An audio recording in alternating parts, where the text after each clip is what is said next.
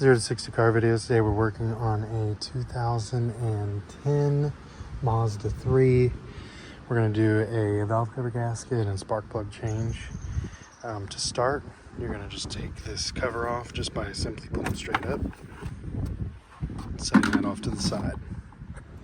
Next, we'll take the PCV breather hose off the back of the valve cover, which just simply pulls off. We'll kind of set that off to the side over here. Next, we're going to take this sensor off by pushing down and pulling, setting this off to the side. Now, this is connected to all of the coil packs, so we can simply push in and release each one of these coil pack pieces and lay this whole harness to the side. Now, these clips that hold the coil pack harness on these valve cover bolts, these are really brittle. There's no real good way to, they twist off, but since the harness is in the way, they don't really want to twist off while the harness is on there, and there's really no way to unclip them, and they're also extremely brittle. Like I've already broken 2 of these off, barely even pulling on this, just the age of the vehicle. So you can always just simply get zip ties and tie these back up manually if these break on you. Now, in order to get this harness for the coil packs that were plugged into the coil packs out of the way completely, you really have to undo all these fuel injectors as well, which they're held in by these plastic little tabs that you should be able to just pull straight out on. These are really brittle again, so that first one broke. But once you do that and you unplug each one of these fuel injectors, this whole harness should be able to be laid flat over to the side. All right. So now we have access to most of our bolts. We can go ahead and start taking the coil packs out. These pieces, like I said, these just turn off the bolts. They're really stubborn now. These also just unscrew, but they are really stubborn. I had to use a pair of channel locks on here to kind of get them started. And then once you kind of break them loose, they should turn right off. It would be ideal to take some pressurized air and spray this top of this valve cover off before pulling it, because this one has a bunch of crap in it. But yeah, go ahead and take those black pieces off, take these off, and then we'll have pretty much access to all of our valve cover bolts. These 8mm plugs, coil pack hold bolts. I didn't have an 8mm deep well, so I'm just going to use an 8mm wrench to break those loose, and then those will screw right out. All right, now that I've unscrewed all those 8mm bolts, these coil packs will come straight out. They don't necessarily have to be in any particular order. When you put them back in, I believe the orientation of the screws are all the same. But I'm going to go ahead and lay them in order up here. And now we are ready to take off the valve cover. We'll go ahead and pull the dipstick out. All right, so now that we've got the harness out of the way, all these 8mm bolts around the valve cover have to be broken loose, and then they can just be taken off by hand. There is a 10mm bracket right here that needs to come off as well. And then there is an 8mm bolt underneath that. Once that 10mm bolt is off there, there's another 10mm bolt right there. And if you can just loosen that up enough to kind of get this bracket up and out of the way, that'll be enough to get them out real quick.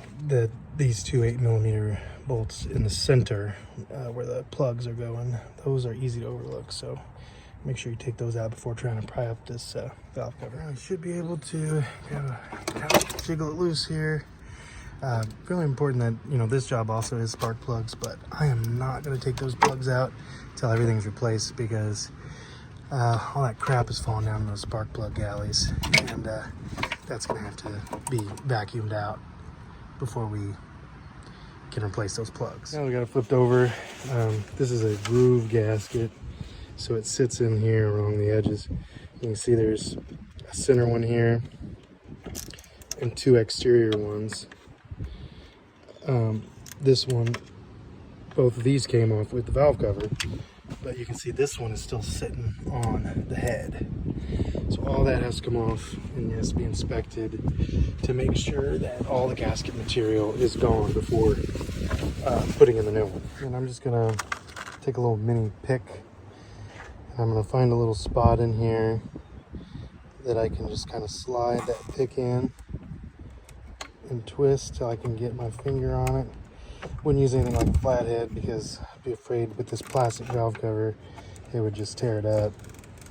So I try to be as gentle as possible and just put the pick on the gasket material itself, and then this should pull straight out. This part's pretty straightforward, but you just match the shapes with the gaskets that they provide. Like for example, this one has a bolt hole, this one doesn't, and it'll form around that, and you just push them into the hole. That goes to the outer one as well. All right, so now that I've got valve cover off and the new gaskets put on, I decided that I'm going to go ahead and do the plugs since I've got pretty good access to them. Went in and took a vacuum and vacuumed out all that gunk that fell down in there from how nasty and dirty that valve cover was. And I cleaned up that valve cover while I was at it. And so I'm going to go ahead and use a 5/8 socket on these plugs and go ahead and break these loose. The nice thing about having the valve cover off doing these is once you break them loose, you can unscrew them by hand and just pull them straight up.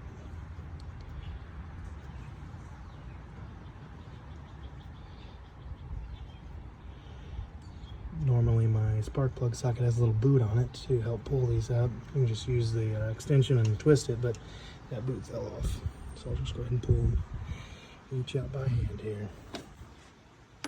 Alright, so I checked all the gap on the old ones and they were all sitting at about 1.4 millimeters. They're supposed to be 1.25 to 1.35. All the ones out of the box, they kind of range, but they were mostly sitting at 1.4, so I had to lower the gap on every single one of these. So I've got all the plugs in, just hand tight. I'll torque those in once I get the valve cover back on.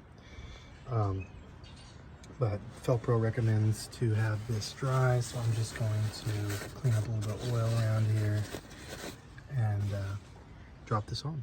Okay, I went ahead and torqued these bolts down, and I was running my fingers around the edges of the valve cover to make sure nothing's obviously, stuck in the harness, wire didn't get stuck in there or something.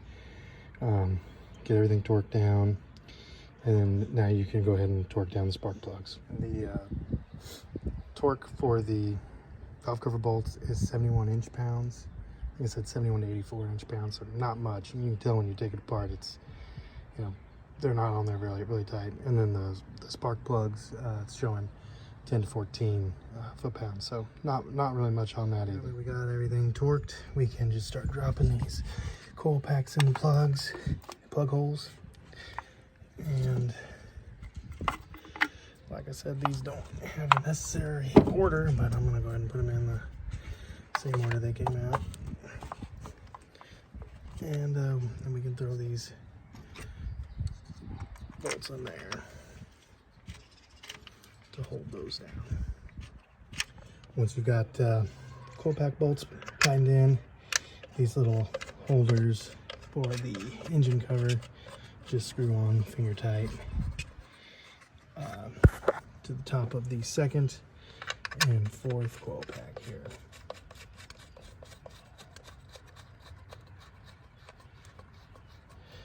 Alright, and now we can just start hooking up all of our harnesses back the way we undid it. So I'm gonna cut my zip tie and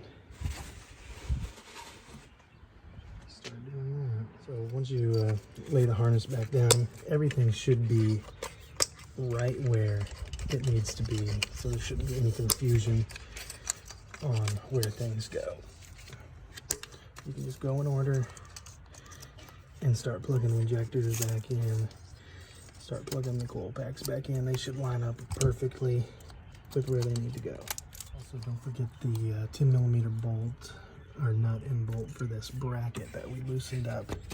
That needs to be tightened back up as well. Once you get all those hooked up, you can hook your breather back up and I have just double checking to make sure everything's where it needs to be. And then we can try firing it up. Almost forgot the dipstick. And then the only thing left to do is just make sure it runs.